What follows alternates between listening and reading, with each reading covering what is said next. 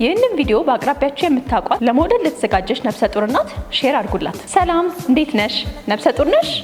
ነፍሰ ጡር የሆነች ሴትስ ታውቂያለሽ? ከሆነም እየሰራሽ ያለሽውን ስራ ተወት አድርጊውና ይህን ቪዲዮ አዳምጪ። በዚህ ቪዲዮ ስለ ያለ ጊዜ መውለድና ሊከሰት የሚችልባቸው ምክንያቶች ልነግርሽ ነው። ያለ ጊዜው የእንሽርቷ ከፈሰሰ ወይም የእንግዴ ልጁ ከማህፀን ከተላቀቀ፣ ኢንፌክሽንና አንዳንድ በሽታዎች፣ ከእድሜ መግፋት ጋር በተገናኙ ጉዳዮች፣ የአኗኗር ዘይቤ፣ አልኮል መጠጣት፣ ማጨስ እንዲሁም በእርግዝና ወቅት የተለያዩ መድኃኒቶችን መጠቀም፣ ጭንቀት፣ የተፈጥሮ አደጋዎች ሲደርሱና በመሳሰሉት ምክንያቶች ያለ ጊዜው ምጥ ሊጀምር ወይም ልጆት ሊወለድ ይችላል። እንግዲያውስ ይህ እንዳይሆን እርስዎ መተው ያለቦትን በመተው ከበሽታ በመራቅ የድርሻዎትን ይወጡ። እንዲሁም የወሊድ ክትትሎትንም አያቋርጡ። በባለሙያ የሚሰጡትን ምክር በአግባቡ በመተግበር ያለ ጊዜ መውለድን ይከላከሉ። ይህን ሁሉ አድርገው ግን ልጆት ያለ ቀኑ ከተወለደ በጨቅላ ህጻናት ጽኑ ህክምና ክፍላችን አስፈላጊው ህክምናና እንክብካቤ ሊደረግለት ይገባል። እርግዝና ሲያስቡ ለቅድመ እርግዝና ምርመራ ወደ ሄመን ይምጡ። የእርግዝና ክትትሎትንም በሄመን ያድርጉ። ልጆት ያለ ጊዜው ከተወለደም በኤንአይሲዩ ክፍላችን በሄመን የእናቶች የህጻናትና ቀዶ ህክምና ማዕከል እንንከባከብሎታለን። ሄመን የእናቶች የተስፋ ቤት።